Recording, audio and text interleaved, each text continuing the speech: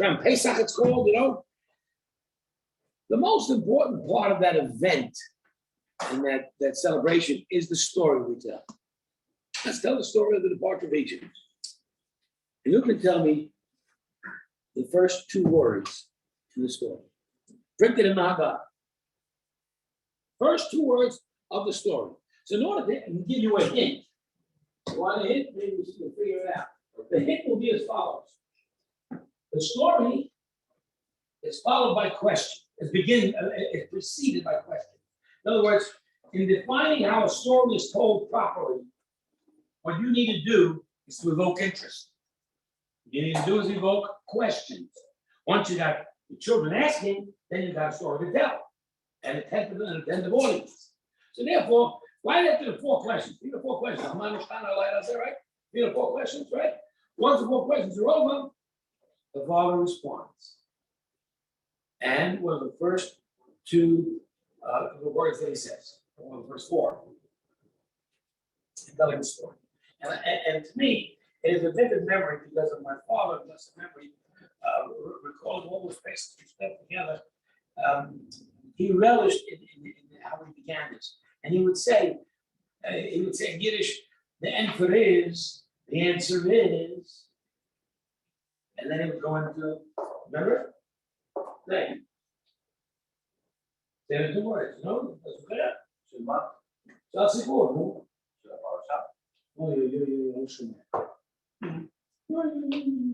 My time, in English. The first two words of the story that you tell your children on Pesach night have to say. Say again? Hold on. What is it? Once upon a time. That's a good one. That's a good one. Once upon a time. Oh, that's the hit of the night. What do you say? Avadim Chayim. Avadim Chayim, the Pharaoh ben Mitzrayim. That's how it starts. We were slaves of the Pharaoh in Egypt. So we're not ashamed of this. We're connecting ourselves with our reality, with our history, and we're connecting our children with that as well. Be proud of the fact that we endured it and we beat it. That is for you. Okay? So that's how we start off the history of our people. You want to join our people? Children, you want to continue on in our glorious heritage? Our heritage begins with slavery, and that's glorious. Why? Because we beat it. We emerged out of it. Now the story is how do we do that? Hashem took us out. You know those words? Hashem took us out and trying. So we're going to learn how. So let's say this week's parasha will include not only the beginnings of slavery and the birth of Moshe Rabbeinu, which of course is the beginning of the redemption. He's the man. But the burning bush at the snare where Moshe Rabbeinu becomes the man. And then he begins the Exodus with confronting Paro. Let my people go. Not everyone forgets what's after that. Shalach et ami. It's a nice word. Right? Shalach et ami. Let my people go. And they shall serve me. Liberation. Liberation from slavery is Hashem. Why is that so? Because understand, in this world, you're going to make decisions. Some decisions will be forced upon you, like pay taxes. Okay, that's a decision you got to make, and it's forced upon you. You don't do that willingly. You don't do that simple. You pay what you got to pay. But the point is that everything we do is either determined by that guy, or that guy, or that guy, or Dr. Fauci, or Dr. Schmauci, or Dr. Bauchi. Whatever it is, right? Everybody's making decisions for us. Real freedom. I don't want to make decisions for myself. Absolutely not. Absolutely not. You're no better than Fauci. I bet you ain't smarter than him. Real liberation Real freedom is making decisions based upon what Hashem tells you. Why? Because what Hashem tells you, see, is liberation from human bondage. No human being will tell me what to do, including myself. Because humans are limited. I want something beyond the human to dictate and direct my life in the way that I know is correct because of the power that is exercised by those above the human spirit. And that is Hashem. And therefore, when I accept Hashem, that's my freedom, that's my liberation. And so that's what Hashem tells Moshe tells Pharaoh, let my people go so that they shall serve me. So we go on to the parsha number 2 for Va'era. Next week, Hashem will intervene for our people and punish Egypt, which will show you, of course, the beginnings of the redemption in the most powerful and most dramatic form. And of course, if you really want to visualize any of this, there's a movie that came out back in 1956 called anybody knows that? You guys weren't around 56. Anyway. Were you around 56? No. Okay. So you're younger than me. You're bigger. 1956 was a movie called The 10 Commandments, right? By a world-class director called Cecil B. DeMille. I can't tell you whether DeMille was Jewish or not Jewish, but basically he wasn't off the mark a lot. He made a couple of mistakes that I can, of course, correct with my great expertise. But other than that, I can tell you, and he was the movie pretty. I mean, you see the splitting of the sea. You know, if you don't want to see this, you don't go to a movie. You can go to the splitting of the sea at Universal Studios. You do that? You see that splitting of the sea, right? Because the mistake that Universal does, they have jaws coming out. It's a big dumb mistake. But the idea is that everyone's captivated by this experience that everyone knows deep down to reality. The Almighty split the sea. The Almighty brought blood and frogs and lice and misery and suffering upon Egypt. And that's a very important part of liberation, to teach us that evil will be punished. Fairness will always prevail in the Almighty system. No one can get away with that kind of evil and not be punished. And so Egypt's going to get it. They're going to have 10 plagues. And Va'era, there are 7 of the 10 plagues. But you will see, by the way, the plague in Hebrew is called makos. I want you to learn the Hebrew words too. What's the Hebrew word for the burning bush? Sneh. See it? What's the Hebrew word for the plagues? Makos. 7 of the 10 are in Va'era. We'll learn about that. Why it doesn't? Why we don't put all 10 in the same portion? We'll learn about next week. But we go on to Bo, and we're freedom. We're free. There are 3 more plagues to go. Who knows the last 3 plagues? What's the last 3 plagues that came upon Egypt? First one's over 10. Give me 9 and 8. I'll give you 9 and 8. Darkness is 9 and 8 was locusts, right? So the locusts, darkness, and the destruction of the first one. And that order, right? Now let's understand one other thing here.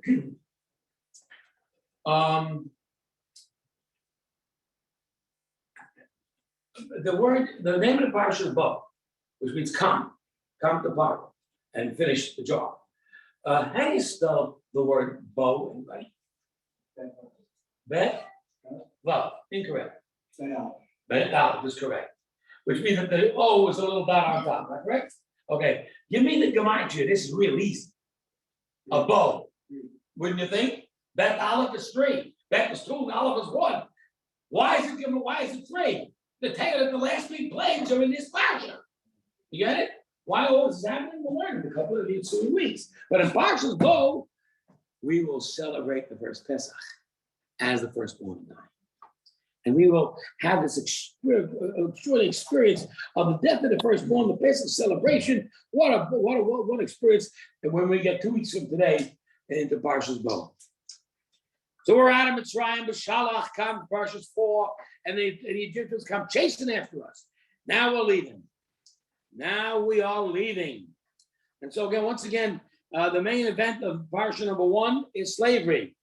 Look at the underline. The main event of Parsha number 2 is the plagues, then the Makos. the main event of Parsha number 3 is Pesach. Now, once Pesach is over, we leave Mitzrayim, which means where did the first Pesach occur? Where? In Egypt. In Egypt, in Mitzrayim. And the day after we left.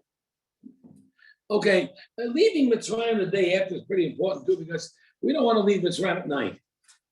We want to leave Mitzrayim in broad daylight. Let him try and stop us. And that's the power of Hashem. Now, we talk about, let's say, a major world power called Egypt, suffering great devastation, of course. But talk about this great power suffering, getting punished, and this great power all of a sudden being humbled by these group of slaves who are marching out in defiance in broad daylight, and no one can stop them. And let's understand, what is Mitzrayim, Egypt? The word Mitzrayim means gates. It means that Egypt was such a powerful country that never had there ever been a slave that was escaped. That had escaped. Never was there an escapee once. One person even. And all of a sudden today, 3 million Jews are walking out of Egypt in great display. And this parsha before B'Shalach is where Paro sends us out of Egypt. He says, get out of here already, right? Which is exactly the point. In order to punish the evil, what's the goal? To get the evil admit. Yes, God, okay, you're right. Get him out of here. Right? I want to let him go. I'm going to send him out. I'm going to do exactly what you want me to do. That's the submission to Hashem, which was the whole purpose of the whole story in the first place, to get the evil to submit to Hashem. So Paro sends out the Jews, and of course, he chases after them, and he's drowned in the splitting of the sea, and the great song. And the great song, by the way, we're going to talk about it, and when we get to 3 weeks to Parshat B'Shalach, is the song of Az Yoshir, which we're going to learn is a daily song, which really we should be singing every day in our prayers. We'll talk about it. Number 5, Parshas Yisro. And here comes the Torah. Here comes Jewish destiny and identity. Here's who we are. We're no longer a band of former Hebrew slaves. We're no longer just the beneficiaries of redemption. We are now an independent people with an independent life, an independent culture, and an independent identity. You hear that? Egypt will not determine our identity, nor the United States, nor Russia, nor anywhere else in the world. Our identity is determined by Hashem, by the Torah. The Torah defines who we are and what our culture is. And therefore, Yisro is a major portion, portion 5. We become Jews. There's a massive, by the way, there's a massive conversion on that day in Parshas Yisro, with the giving of the Torah. And of course, the 10 statements, the revelation of Mount Sinai, big doings in Parsha number 5. So I'm going to stop here with this, and you can read the rest at home at night, but please bring it back next week so I can do further discussion on it. Okay? Because I want to look now at our Parsha. Let's go back to where it all began with slavery, right? So therefore, we've gone through the first 5 portions of Torah, involve slavery, involve the 10 plagues, the development of Pesach, the departure from Egypt, the splitting of the sea, and the giving of the Torah. Whoa, great, 5 weeks coming up. Big 5 weeks. This week's Parsha, Shmos. Found on page. 293. 293. Let's begin.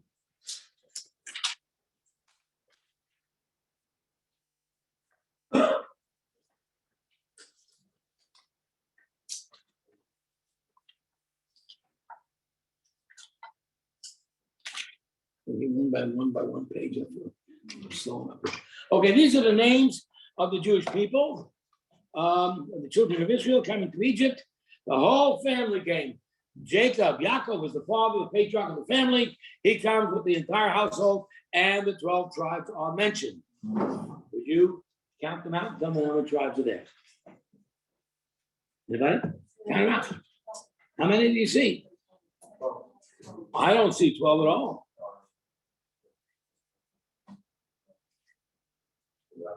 Wait a second, I only see 11. Don't guess. Look into you said my eye. I check you out. 11 out of 12. Which tribe is missing? Yes, sir. Brilliant. Why? Because he wasn't a member of the family that came down, he was already there. Correct? Okay. Of course, we all know that Joseph will become 2 tribes through his 2 sons, as we learned last week. And we'll also know that Levi will have a special designation, so the number remains 12. But for now, it's the 11. And of course, it's very important for every one of you to really memorize those names. Everybody should know them. Reuven, Shimon, Levi, Yehuda, Issachar, Zvulun, Dan, Naphtali, Gad, Asher. We need to be knowledgeable people. We need to know the names of the 12 tribes. Am I getting going up? Yeah. Okay.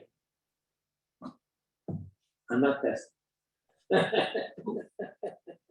But we should all know the names of the 12 tribes. And I think that's maybe why the Torah is doing it right here. The Torah wants to remind you of it. The Torah wants to tell you that the full family came and the full family, all the 12 tribes. So all the 12 tribes are here. And it's we're all back in Egypt. Anybody remember, by the way, how many people altogether came? Who said? Who said? Gotcha, 70. Now, of course, we know, to be perfectly honest, that when we counted them and they were enumerated back 2 weeks ago in the parsha, it was only 66. And the reason it was only 66 is because 3 of them were already there. Who are the 3? Who are the 3 that were already in Egypt? Joseph, your son. Said Joseph, right? And Yosef's 2 sons, Ephraim and Manasseh. That makes 69. Who's the 7? So I think that let's take a look at verse 4. All the persons who emerged from Jacob's loins were 70 souls. Joseph was in Egypt, of course. So Joseph was 67, his 2 sons 68, 69. Joseph died, the brothers were the generation, and the children were fruitful, etc. The 70th person was as follows. Levi was Levi's wife, the 3rd tribe, was pregnant. And as they came into Mitzrayim, into the gates of Mitzrayim, Levi's wife gave birth to a baby girl. And she became a 7. Oh. Anybody know who that baby girl's name? 7. I'll try and guess. Who's that, Bob? Mary? No. That's a different religion. Miriam, you want to say? No, you're close. No. 7. What about? Answer my question first. Yeah. Who was it? I'm trying to Or think. Dina? No. Dina. It was Dina? No, Oh. it wasn't Dina, it wasn't Miriam. I really was close.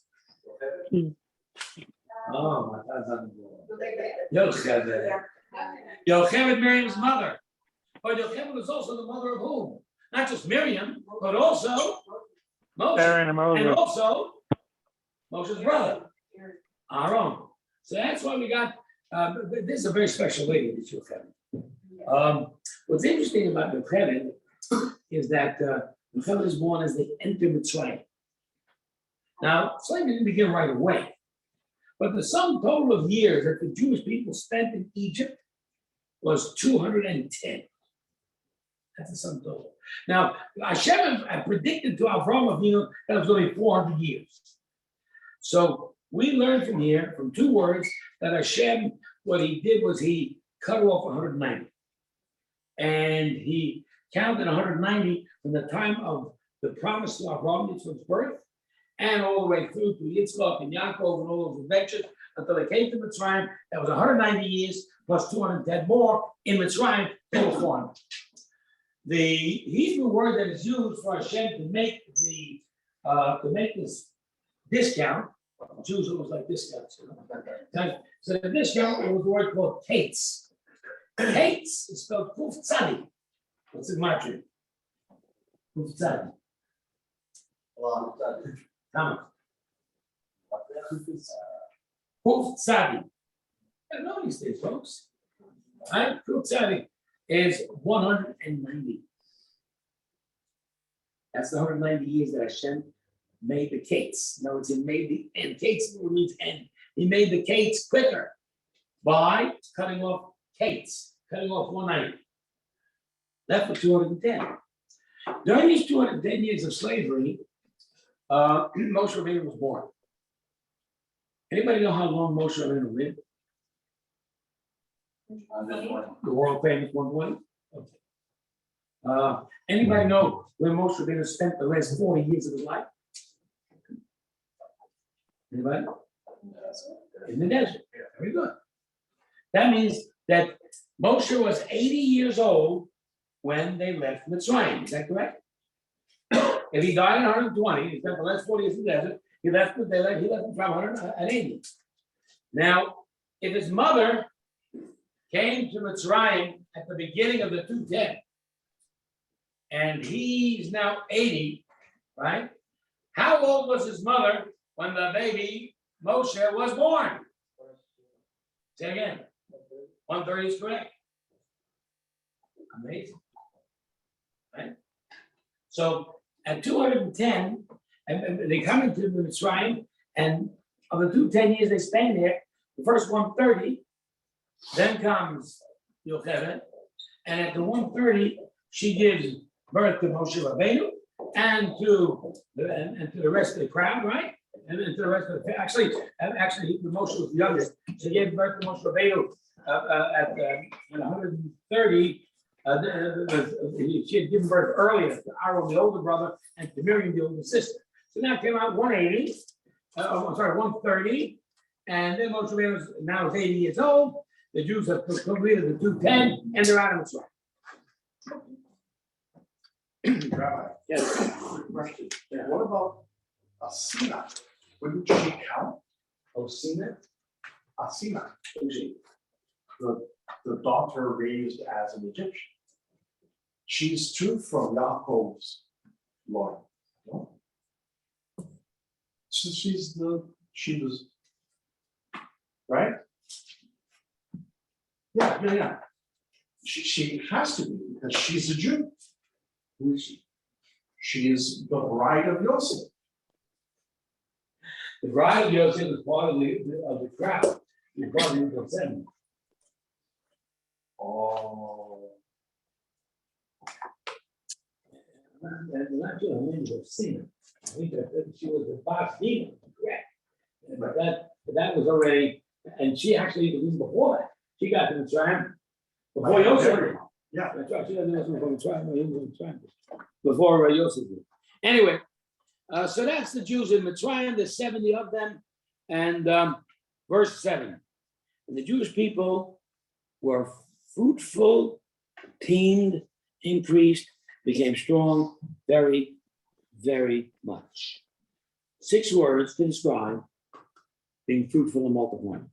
Rabbis teach that the Jewish people had 6 children. Every Jewish mother had 6 children per pregnancy, sextuplets. Every one of them was born to term. Every one of them was full, 7 pounds. So ladies carrying 42 pounds around. I'm sure that Shem made it possible to work. But they all had 6 children in one pregnancy. And the numbers bear out an incredible amount of Jewish people.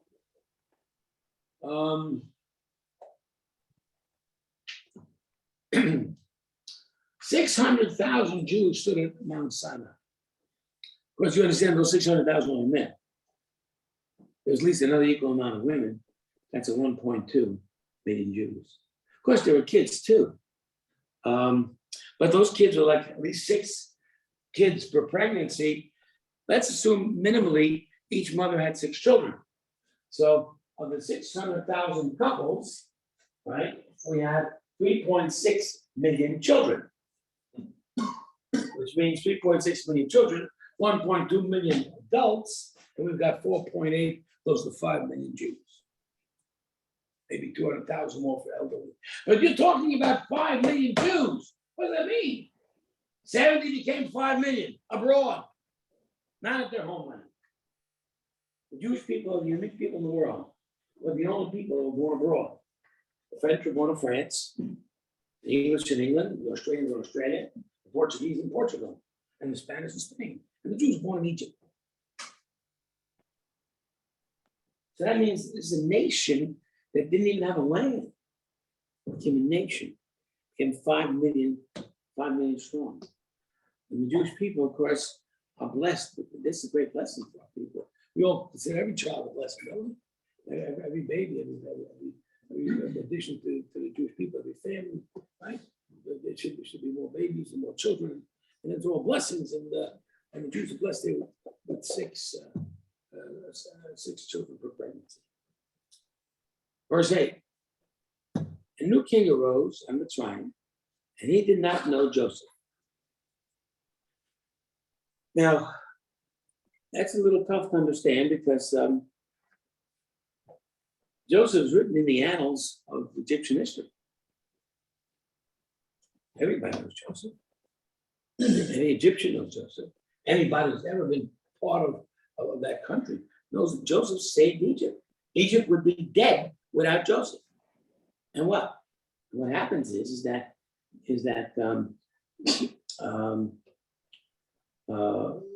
this king comes up and he says, who's Joseph? So you gotta know he's lying. I mean, every school kid in Egypt knows who's Joseph. So you gotta know what this guy's lying. Why is he lying for? Let's take a look. Verse 9. He tells his nation, you know, these Jews here, these people, 2 of them are more numerous and stronger than us. They're gonna take over the country. Let us outsmart them. And they're becoming more numerous. If a war will occur, they'll join the enemy and kick us out. So he's really worried about the Jews. But you would think that maybe he shouldn't be so worried because after all, a Jew saved the country. If Joseph saved Egypt for Pharaoh, why would he be worried about the Jews there, his descendants, taking over the land and kicking the Egyptians out? Joseph could have taken over himself at that time, didn't. What's his problem? He wants to outsmart the Jews. Outsmarting them means to suggest we've got to subjugate them, but we've got to do it smartly, wisely. And here's the idea that he comes up with. Verse 11, let's put upon them taskmasters, people who afflict them and whip them so that they should work hard. But how do you get there? How do you do that? So we talked about that last week. How do you all of a sudden get these people who are living really good overnight to become slaves? So it doesn't happen overnight. We said last week, little subtle tidbits of anti-Semitism start to occur. And people who are smart enough to talk about that last week also get out fast enough. Now, there in Egypt, that wasn't an opportunity because that was the destiny that we should go through this. But in terms of, we talked about Nazi Germany last week, someone smart enough to read the writing on the wall, got into their cars, drove over the Alps, like we said, remember that story? And survived. And some did not. And my mother tells a story of her mother's sisters and her mother. There were 5 sisters that all got out early on in the early part of the 20th century from Austria, I believe. There was one brother that did. And he kept on, writing. They wrote letters, postcards back and forth. So somewhere in the late 30s, he stopped writing. And I never heard from him again.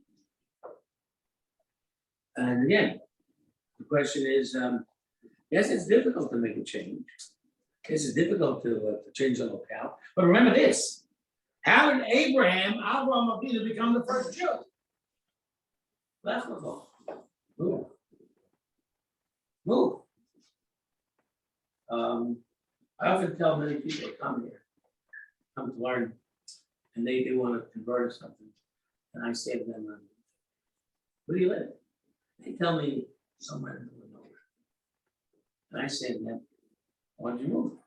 Oh, Rabbi, no, I just bought the house, I got the mortgage, I got this, I got that. They don't want excuses. Doesn't cut it. You have to want to do it. You have to be part of a show, part of a program, part of things that are going on.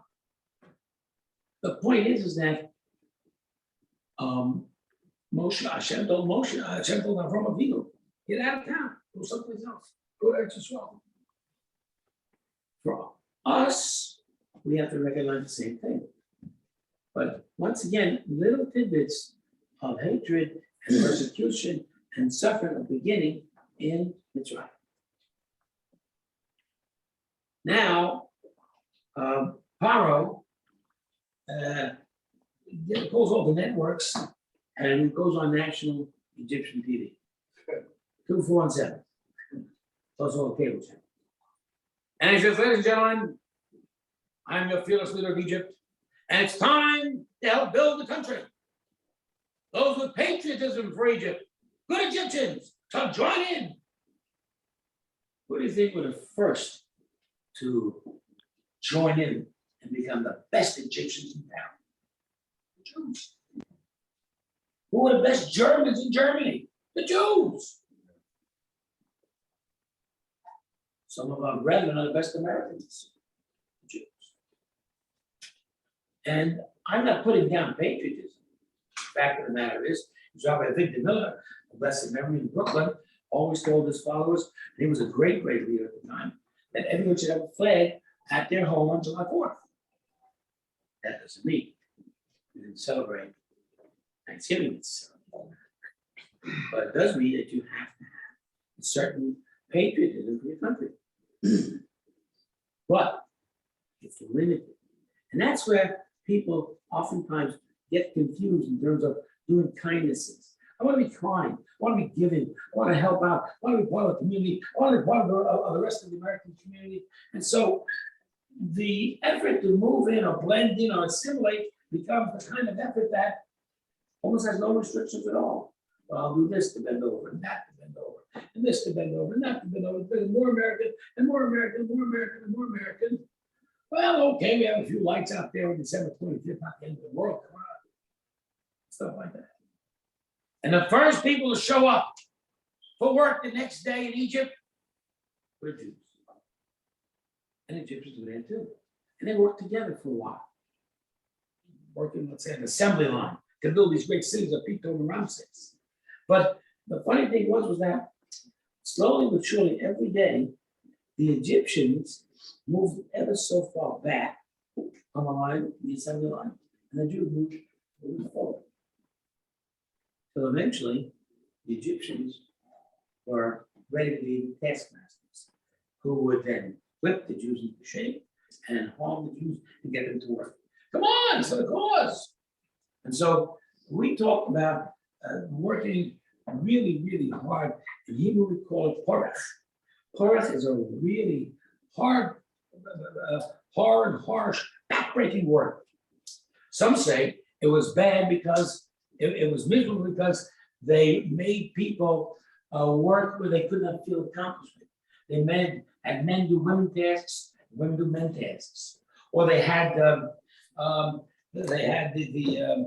kind of tasks that a man was unskilled for. Rather than ask him to do his skill, they asked him to do something that wasn't his skill, and vice versa. And you break the spirit, and you feel unaccomplished. Because it was also never-ending work. Also, remember, there was never a break.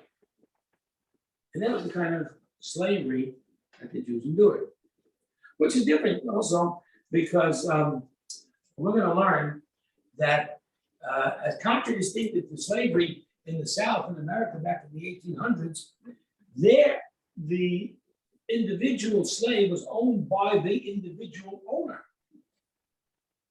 Here it was different. Here it was you are a servant, a slave of the state. So that, let's say one guy wanted you to do a job, right, and you finish that job, another guy can come by and make you do another job for him without taking a break.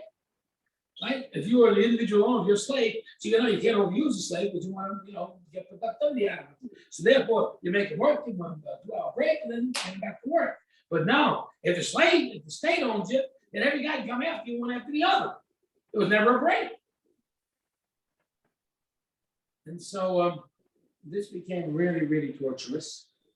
And it's called in Hebrew porech. Porech again means what I just said. Work that you weren't skilled at, work that was maybe gender disoriented, work that was without a stop, without an accomplishment, one after the other. Just absolutely incredible torture. And in this kind of slavery, what takes place is that it became porech. Once again, I would say the word pei reish chaf, and it started with porech. How did it start with porech? So porech is a short for the word pei, which stands for the word peh, which means mouth, and then rach. What does in Hebrew the word peh rach mean? Say it again. Soft mouth. In other words, come, dear friends, and become part of the Egyptian national patriotism in building the country. A little soft-spoken, a little deceptive speech, so to speak. The soft mouth, perach, which means what? That turned into porech. That turned into the torture. And that's why you have to be so careful when you are trying to be a kind person. Not overdo the kindness.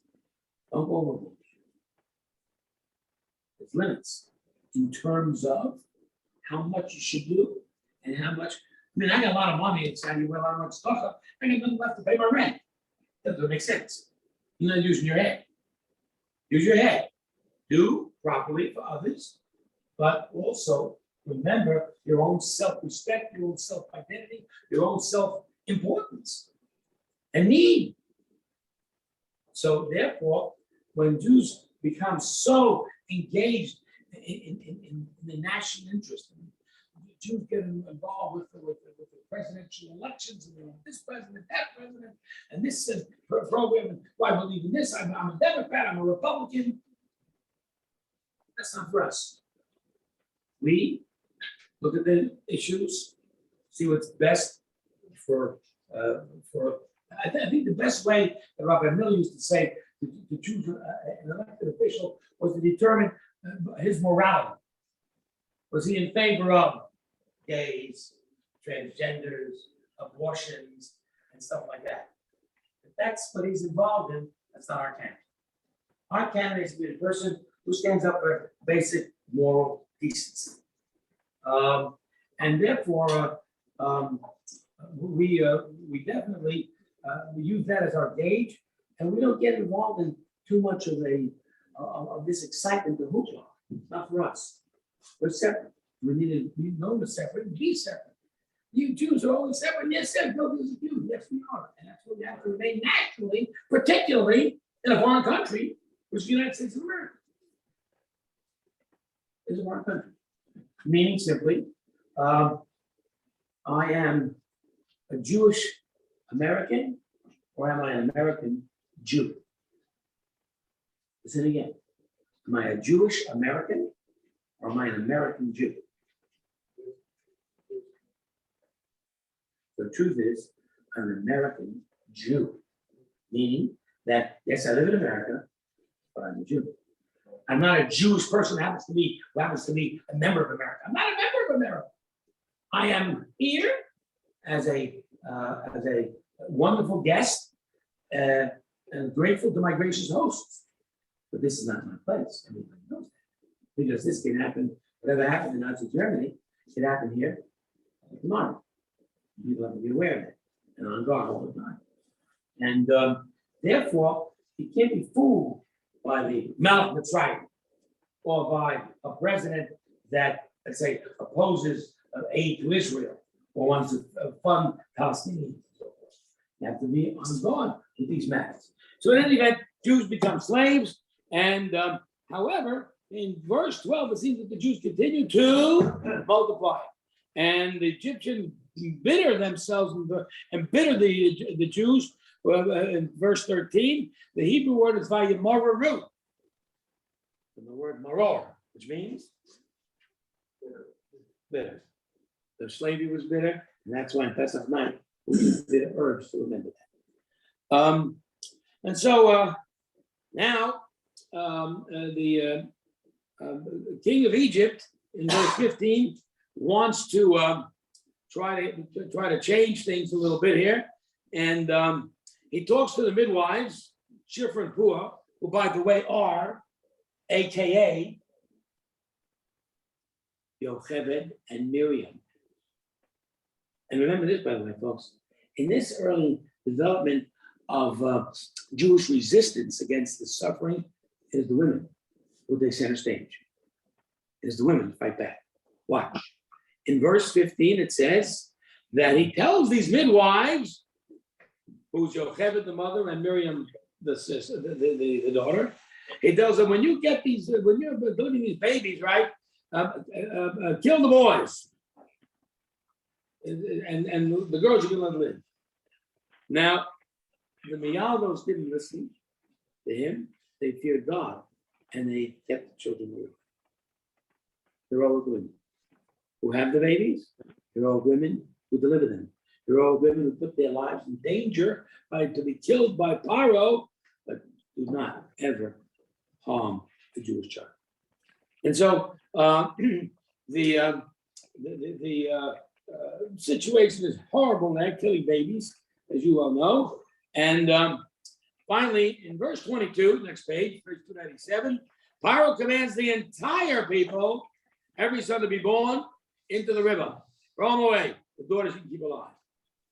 Tell me what's new in Paro's decree of verse 22 that wasn't in the early verses. In the early verses, he also said, back in verse 17, or actually verse 16, he said, kill those babies. Now he says it again in 22. What's different in 22? Say again?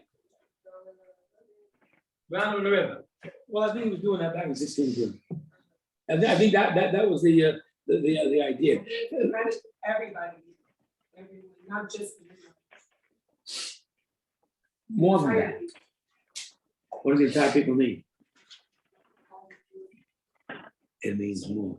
It means Egyptians too. It means the entire country. Kill those babies. What's he doing that for? What's he killing Egyptian babies for?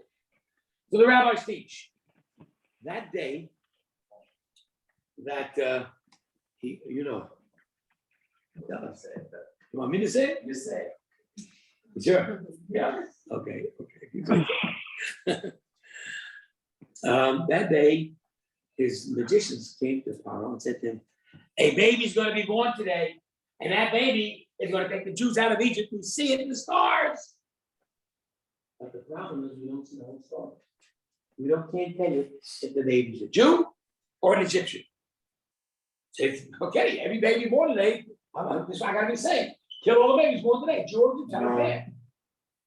Why were these magicians who couldn't tell whether it was Jewish or Egyptian right? Because the baby that was going to be born that day was both. Who was that? You bet. Moshe Rabbeinu, born a Jew, raised an Egyptian. That's why they got confused. They couldn't tell the difference. So Pharaoh said, okay, kill them all. Now, that day, Moshe is born. But in order to understand Moshe being born, let's go to chapter 2. A man comes from a house of Levi, and he takes a daughter of Levi, possibly his aunt. And he may be a grandson of Levi, his aunt, maybe the daughter of Levi, but he marries her. We want to say that there was a remarriage here because there was originally a divorce. Most of the Jewish people at that time were divorcing. Why do I bring a baby into this misery? Therefore, let's divorce. Who needs to be married? when he's have kids. So Miriam is the man's daughter. Man, by the way, his name is Amor, right?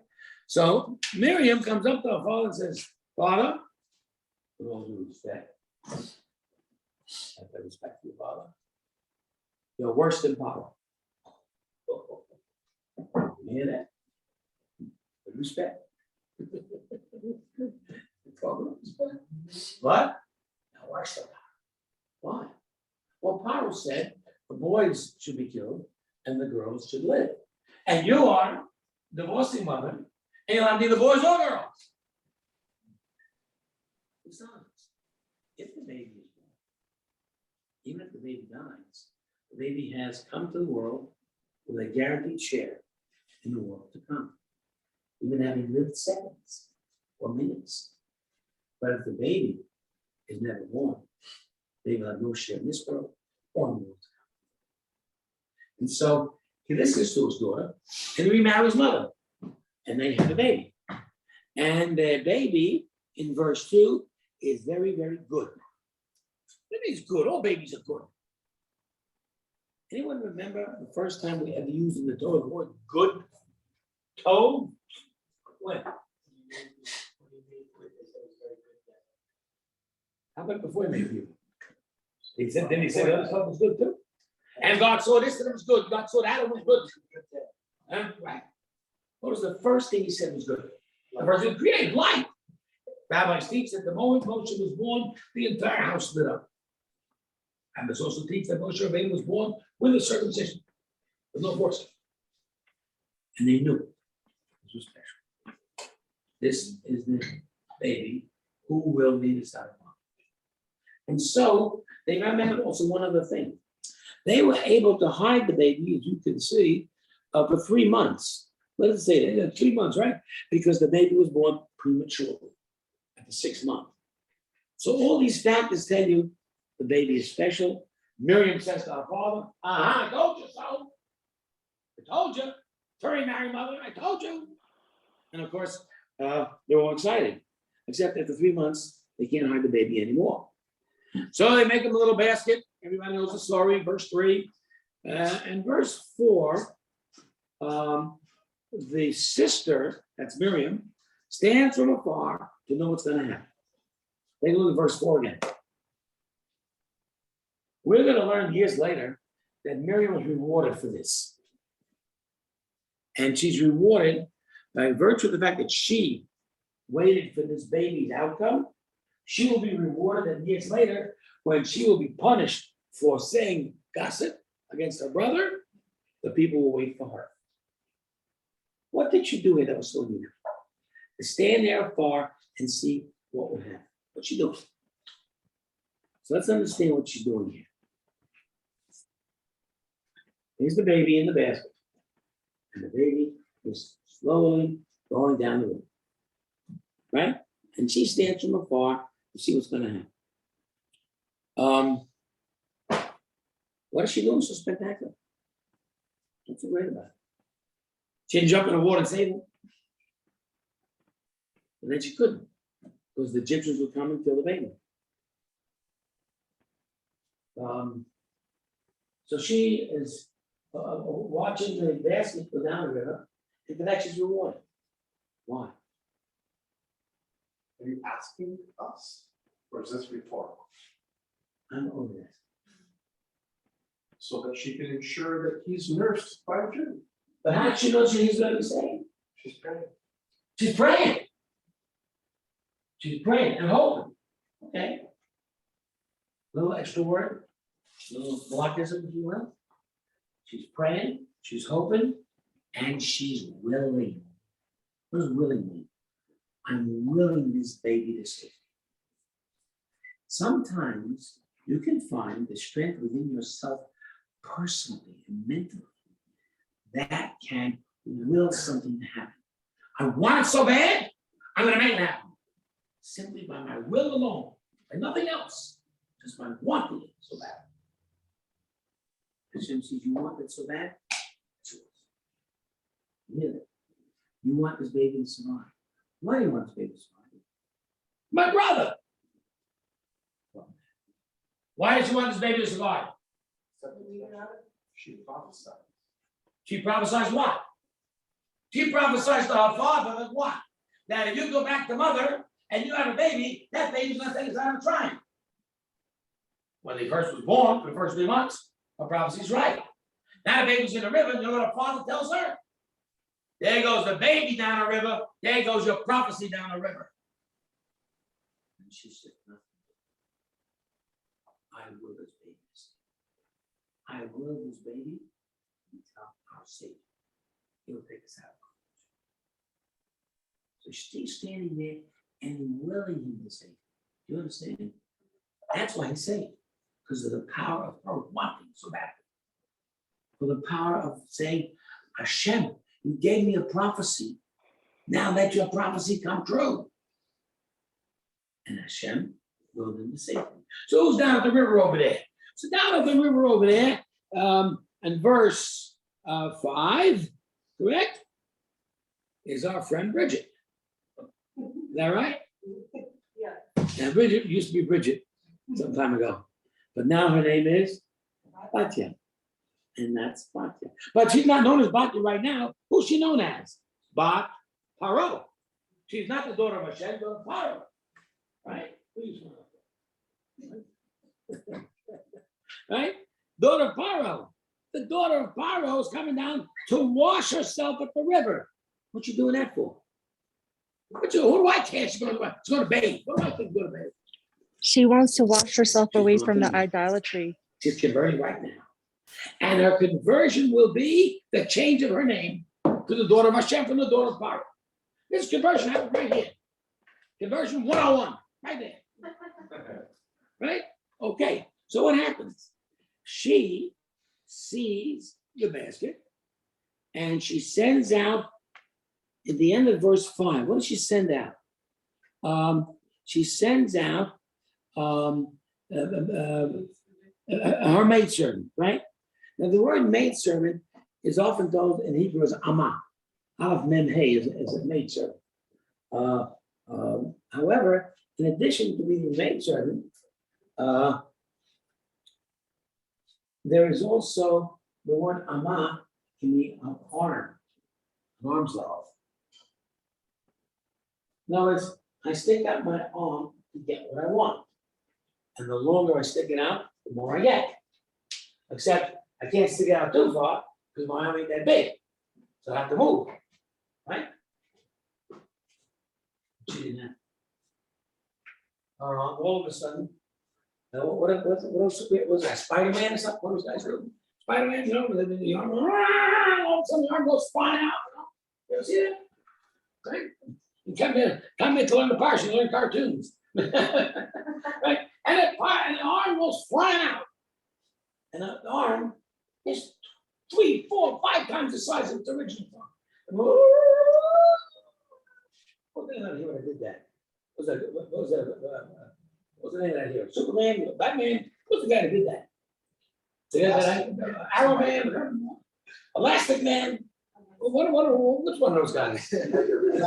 Elastic Man, okay. Anyway, out goes the arm, and she picks up the arm. What's the concept of outgoing the arm?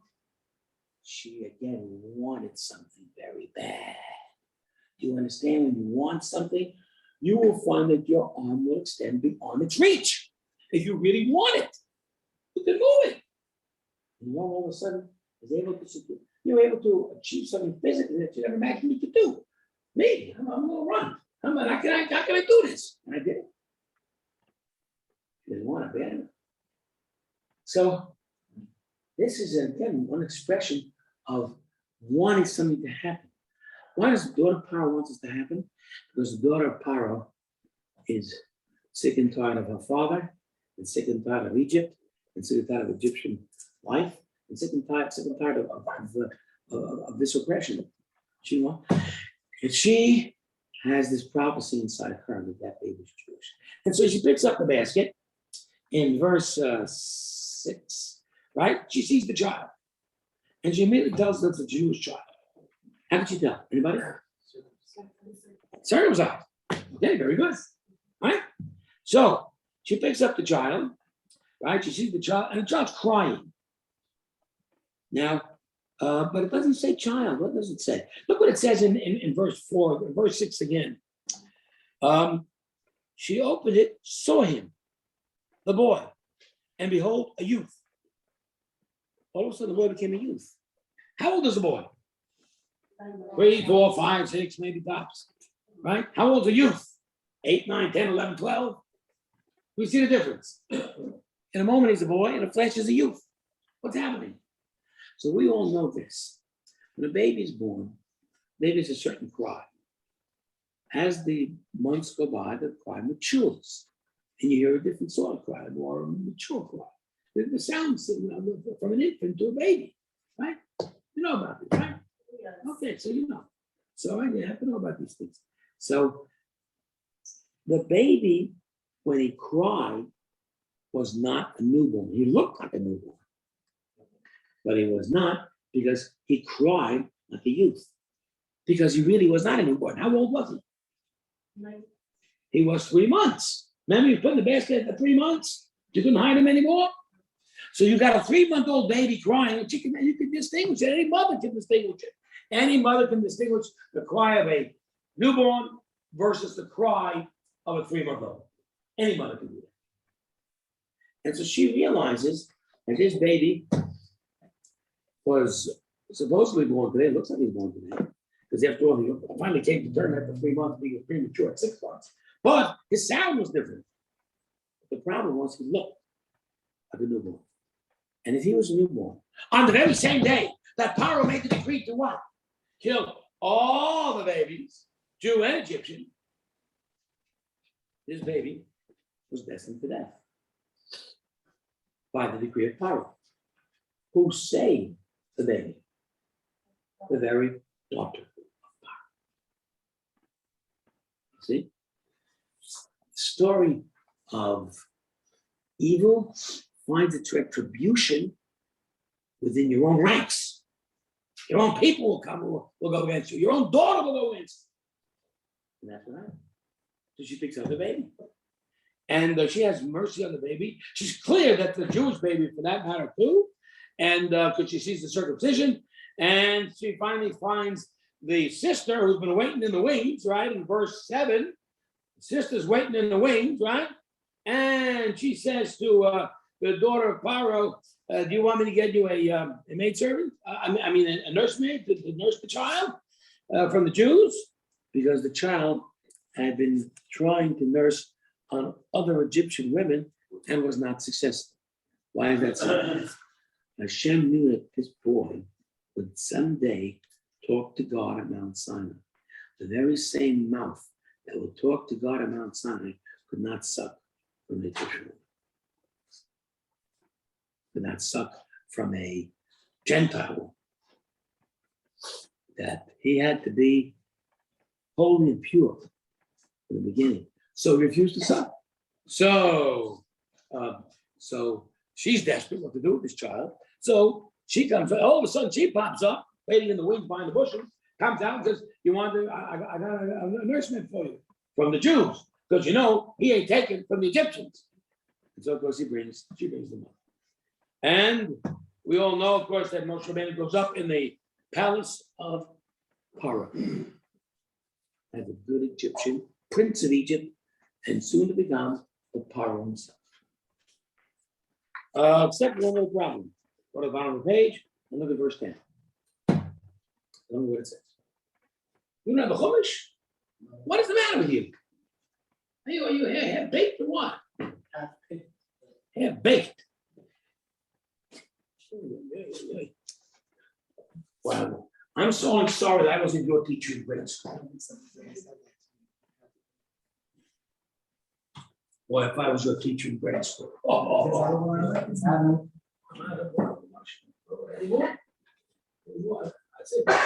you know what? Try one of my office.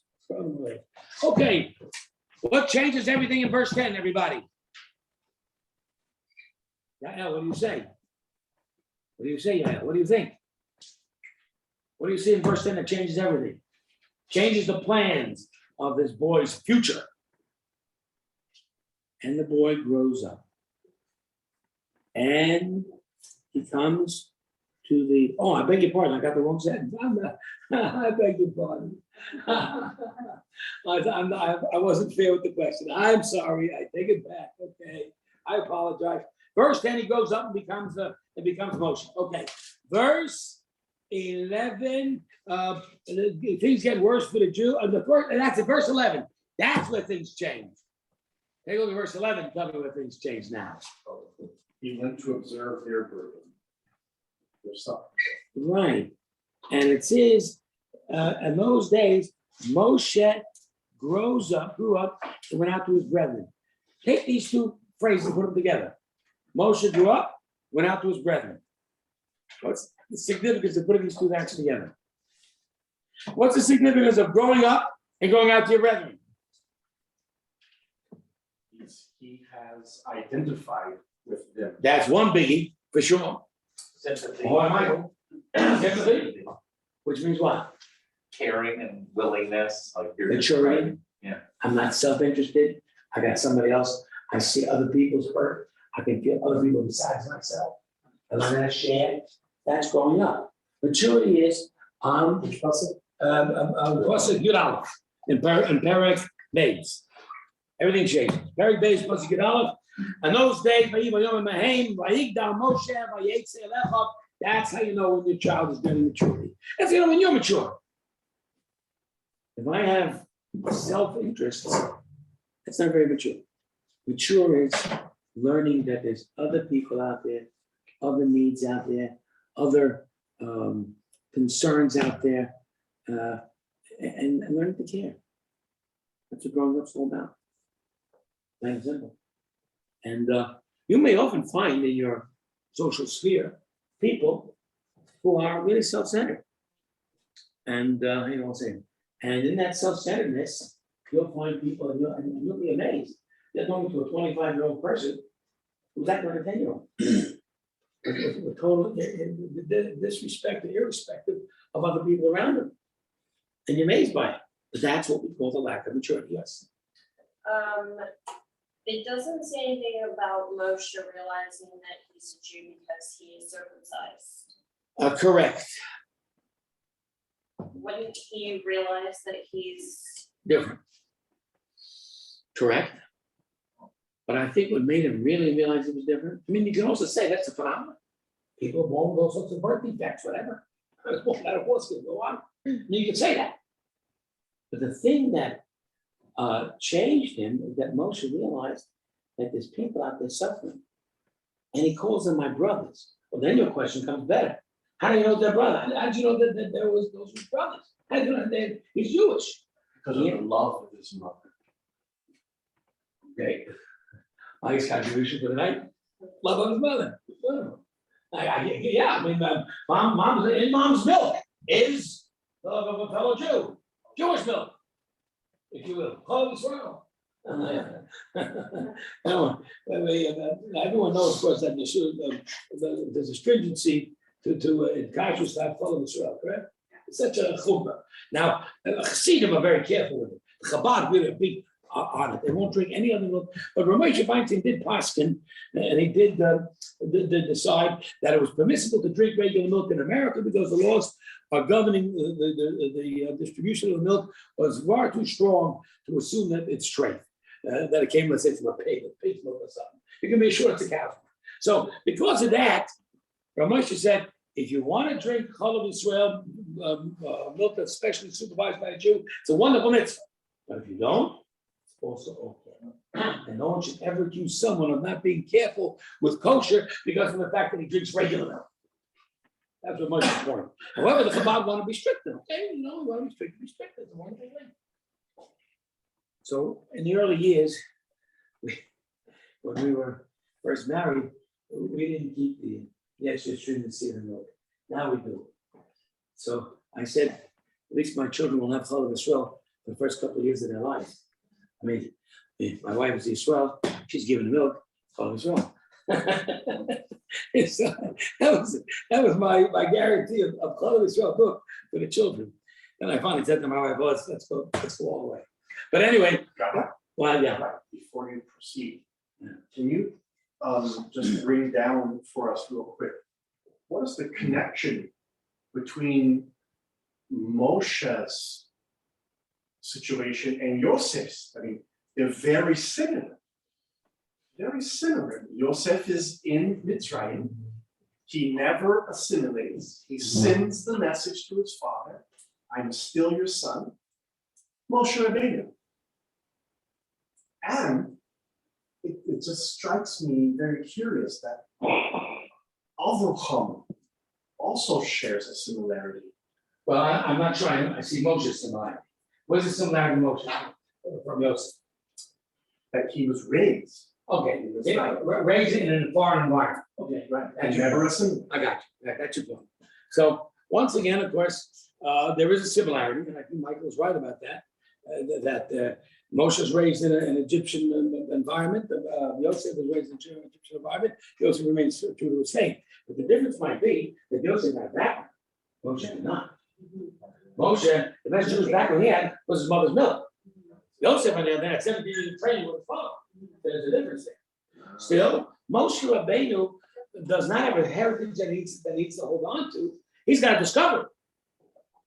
He discovers it, oh yes, by circumcision, by being circumcised, but he also discovers it by virtue of the fact that there's something inside him that is not Egyptian. What is it? A soul. Explain. You can't put it on the scale, you can't measure. Explain it. Explain the Shema. Yeah. In terms of Moshe feeling his neshama. It's a burning drive. Good, fine. But what am I feeling? You say to me that I'm different because I got a different neshama. Okay, I understand.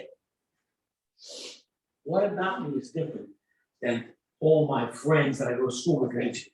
I went to school in Egypt with all my friends, right? And I have a beautiful home amongst all the Egyptian princes. And I'm Egyptian, everything's Egyptian in my life.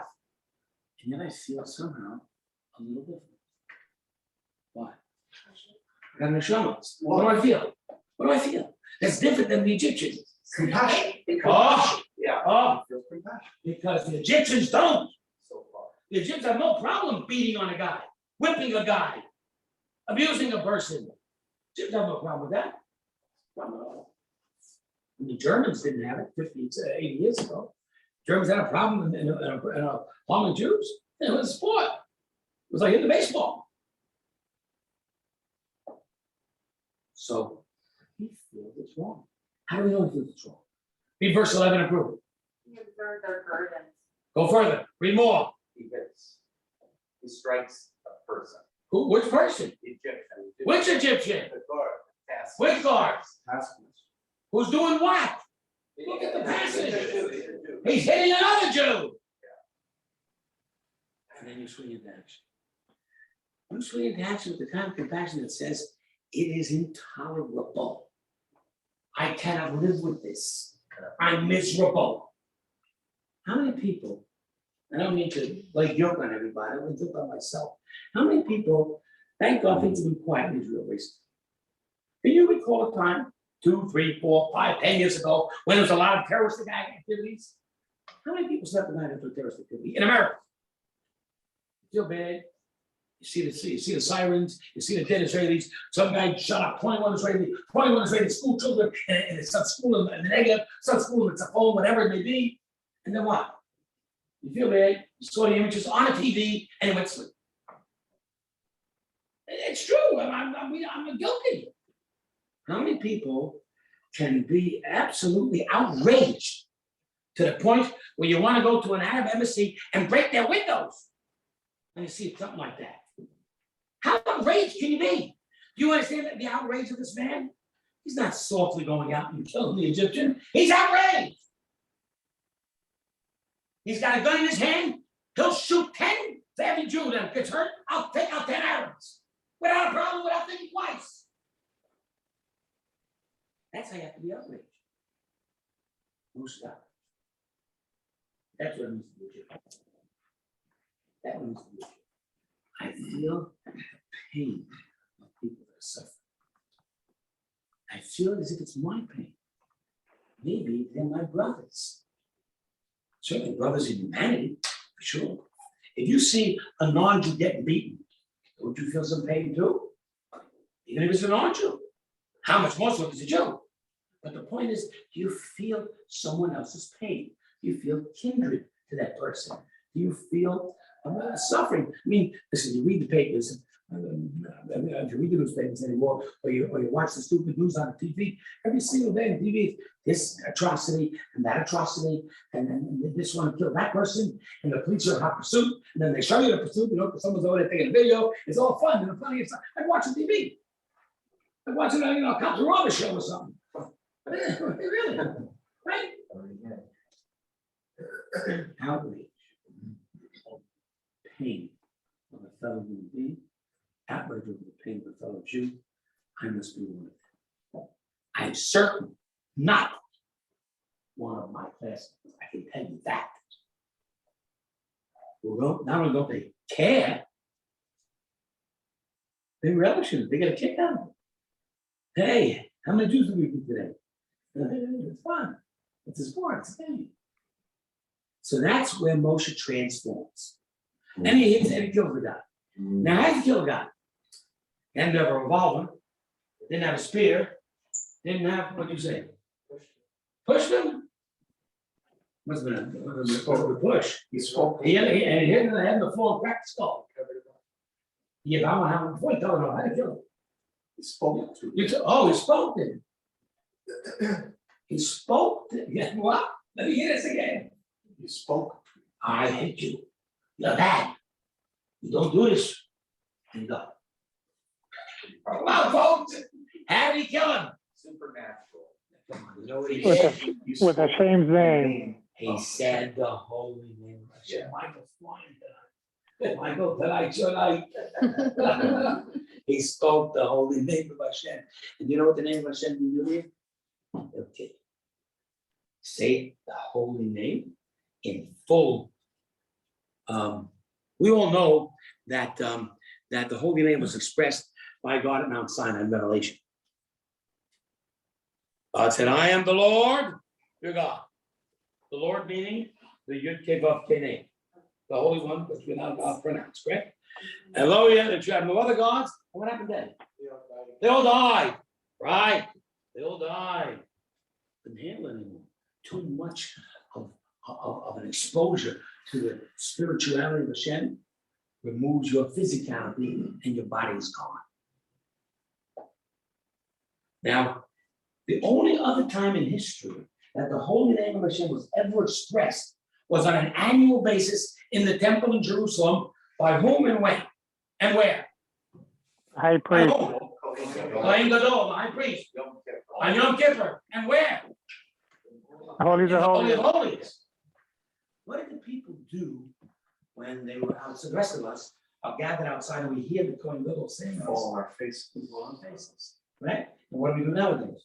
We fall again on our face. So we fall and we before. For that reason. And we do it 3 times because he made 3 confessions. Each confession was for himself and his family, the others for all the Kohanim, and the final one was for all of Israel. And in making those confessions, he mentions God's name each time. We all fall to the floor. What do you say? I might be breaking up, but I might be wrong. Did they tie it? They did, yeah, they did. Because he might die. Right, and he came when he get him out. What I'm saying is that we understand the power of the spirituality, we understand the power of God, God's name, right? So of course, Moshe used it. How did he know how to use it? Purely instinct, purely instinct. He just said, the outrage suddenly becomes so powerful that you are connected with God. You feel the pain of another. And you see victims of terrorism, and it brings you to tears. You're connecting with God. And you become powerful. And your tears can stop. You can stop terrorism. We don't need an Israeli army to stop. Frankly, they can't. If you think about it. They've been next since day one. We can stop by caring. And so this is the transformation of Moshe Rabbeinu. One last point, and then we'll call it a night. Moshe runs away because the Paro wants to kill him. And actually, Paro always had a little suspicion anyway. As a child, maybe about 5 or 6, Moshe was playing on Paro's throne, little boy, and he's playing around with Paro's crown. And he put Paro's crown on his head. And the magician said, wait a second, it's ominous. He'll take away the kingdom. Nah, he's a baby. We'll give him a test. What's the test? In a room. So, of course, Moshe, good Jew, he goes for what? For the gold, right? So he put into a test to see if he's mature or not, does he realize what he's doing or not? And of course, Moshe ready to go for the gold, which would have called, Paro would have said, for sure he knows what he's doing, let's kill him. And instead, an angel came and pushed him to the coal, and touched his lip, and he became stubborn. Okay, anyway, Moshe runs away, runs to Midian, and in Midian, he finds 7 girls who are oppressed. These 7 girls who are oppressed, I'm going to run through it now, I don't want to spend much time because it's late. These 7 girls are oppressed because they're the daughters of a man named, Parsha number 5, Yisro. Yisro is also a convert. Yisro is a convert in the sense that eventually he joins the Jewish people after giving the Torah. Yisro at the time was a person who was once a priest to the idolatry of his country, and he threw it away, and they all became very angry at him, and they figured it was fair game to oppress his girls. And he had no sons, so the girls were watering the flock, and then all the male oppressors came and kicked them away and made fun of them or whatever, and didn't allow them to take the water, and Moshe came in and saved them. They bring Moshe to home, and Moshe marries one of Yisro's daughters named Tzipora. Very nice. Now watch what happens. And with this, we'll conclude page 300. Chapter 3, Moshe is a shepherd for the flock of Yisro. Basically, he went to work for his father. And he's taking care of the flock. And he goes around to his flock, grazing with the flock in the desert, and he comes close to the house of God, to the mountain of God, which you all know is Sinai, right? And an angel appears in a blaze of fire from a bush, and he sees it, and he remarks fascinatingly that the bush is not burning down. Look at verse 3. And Moshe said, I will move and see this vision and find out why the bush is not burning. Once again, a landmark moment in Moshe's life.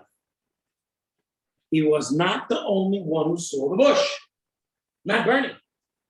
Lots of shepherds saw phenomenon all the time.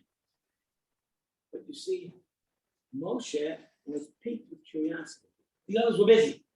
Listen, I got a family home to take care of, I got a school, I have a job. I got no time to learn. I got no time to think about these things. I got no time about phenomena. I got no time to think about spirituality and growth or whatever. I got no time for that. I'm busy. I gotta make a living.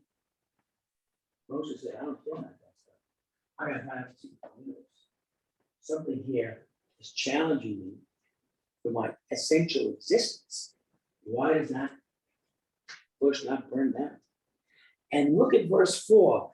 Hashem sees that he moves. Look at the word, he moves. His movement is what Hashem sees. What impresses Hashem to reveal himself to Moshe, because he sees that Moshe is interested in this story and interested in this situation, this phenomenon. So Moshe says, I will see what this great thing is all about. Why it's not burning down. Verse 4, Hashem sees that he moves. See it? And he says to him, revelation. Moshe, and Moshe says, he need to hear him. Now I want to ask you a question. He hears the words Moshe, Moshe from the bush. What does he see there? He doesn't see anybody. Fire. He sees fire. What does he see? And he says to this bush, here I am. What's the last time you got to a bush? He heard it. Okay, but he doesn't see anything. He heard. It doesn't mean other shepherds heard that. He heard. That's correct. Why? Because he was never worthy to hear it, because he moved. The others didn't move. And therefore they got nothing out of it. Moshe moved, then you're gonna get a revelation. Revelation is Moshe. But the problem is that he's not seeing anything. He hears. How many times do you walk through and have experience when you heard a voice? You don't see anything there. Voice. You don't hear, see anything. So, situation of hearing a voice makes you turn around a little bit, piques your interest, and then what do you say? You say, here I am. You talk back to the bush. That's weird. Then again, nowadays, people talk to the wall. Huh? To the wall. And you know something? If you really do pray, you will hear the response. You'll hear it. And so Moshe hears this Moshe, and he responds. Of course, this incredible experience is an experience that every single human being, and particularly a Jew, will go through once in his life. Everyone will have a phenomenal experience. Think about it. Think about your life. Think about things that have happened, good things, bad things, issues, this, that, strange, weird, whatever. That really was impactful in your life. And think about what'd you get out of it? What'd you hear? What'd you learn? Maybe you had this incredible nightmare, or someone had a dream of something. Well, what does it mean? And it goes, well, you should be doing saying, Hineni, I'm here, teach me, share with me.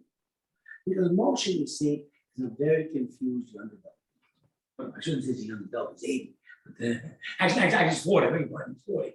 Because he spends the first 40 years as an Egyptian prince, 40 years in Midian, and 40 years in desert. That's the 120 of Moshe. But what Moshe is doing is he's experiencing the phenomena of self-discovery. Self-discovery. Everybody goes through it. Some pay attention and move on. Some don't pay attention at all. Some pay attention and don't move on. But everybody has to go through some question about existence. Unless you just plain old simple-minded. When you talk to some of your friends who think this religious stuff is a whole bunch of hocus pocus and hokey pokey, and they say this is a bunch of nonsense.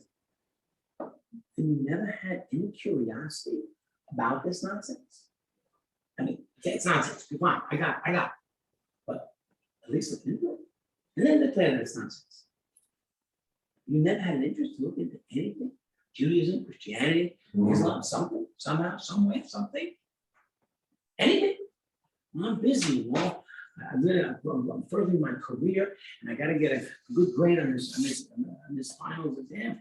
And I have my girlfriend's waiting, and I got to buy her a diamond ring, and I want to get it. I got too many things going on in my life, you know. And I got a job. It's a very important job, and I'm making a lot of money. And I just haven't got the time. Rabbi Black, I would love to come to your class. I really would. I think that's proverbially. I've heard that 10,000 times in my life. 10,000 times I've heard it. I haven't had the time. One guy called me up, he was interested in the class. Never forget this guy. Way back when, the early days, when I was a youngster. And he says to me, what kind of classes do you offer? And I said, blah, blah, blah, blah, blah, this, that. And he said to me, sounds very interesting. Can I sign up in 6 months? I got irritated. I said, what are you, nuts? I didn't talk that way to a guy I never met. I mean, I don't know why I said it. I said, you know something? How do you know that within the next 6 months you won't get hit by a car and die? Some stranger tells that over the phone. You think he's out of his mind. You might die in the next 6 months and never find out the truth. Bye. The guy showed up the next night. I promise. Maybe the way I yelled at him was like the burning bush. I don't know. Maybe it was. But it was enough to get him to see, to wake up. Now, if you will learn this story, you will see that Moshe will ask God 4 questions, proverbial 4. And he'll say, who am I to lead the Jews? Now, God will say, take the Jews out of Egypt. He'll say, me, Amechi. Who am I? I can't do it. I'm nobody. God says, I'll be with you. Moses says, who are you? What's your name? What are you all about? I'm not making this up, just read it. Read it over Shabbos, so fascinating. And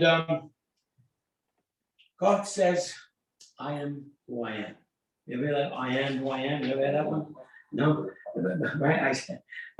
I'm existence. I'm eternal.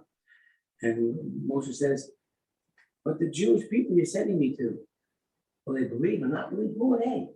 Who are them? I know a part of them, and they're being oppressed, and I don't get the whole story. And that's his response. So I think God's response is very interesting in this. And the fourth question finally is, I'm not the right one to do it because I got a blemish. I don't speak well. I'm a good orator. I don't speak good publicly, you know. I'm a stutter. And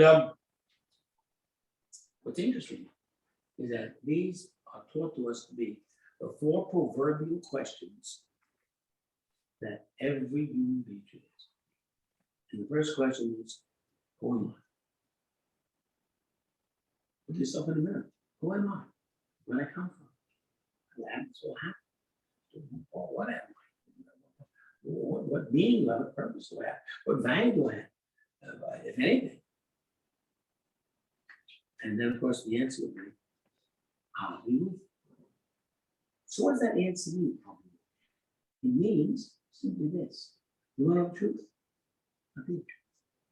The truth is you're nothing. You're nothing. Zero. You're born for a couple of years, and you die, and you're done. And no one will ever remember you ever existed. Maybe your kids, 2, 3 generations. Go one day to a cemetery and look at them. Thousands and thousands of graves. Never visited by anyone. Who remembers them? Who remembers people 3, 4, 5 generations ago? Nobody. They're nothing.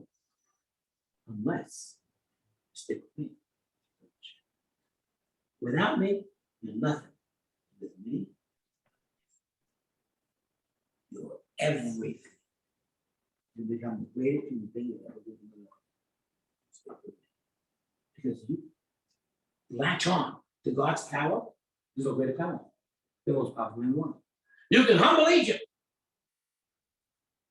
Yeah. If you really want to say the truth. So Moshe Rabbeinu then said, well, the second question of existence is, who are you? I'm God.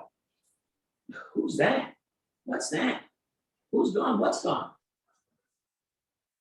And the answer is, I'm the eternal. I'm forever. Always was, always will. Meaning that I do not conform to your understanding of existence. I'm above it. I'm me.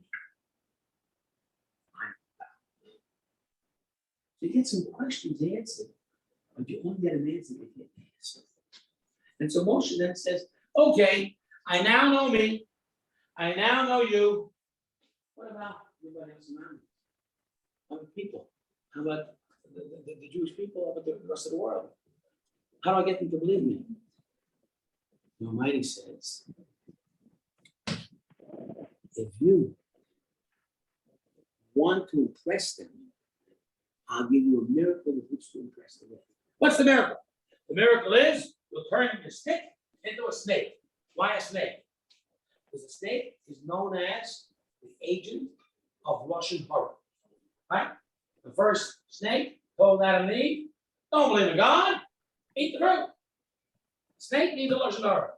Right? Guy who gossips is a snake slithering in the grass. It's a snake, Lashon Hara. Understand?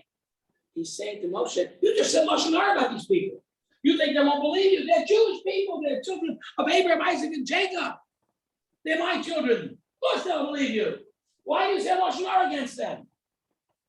Turn that stick into a snake, and in that way you'll show them that you're part of them, and that you'll suffer for them, and furthermore, that you admit to them that you preach us.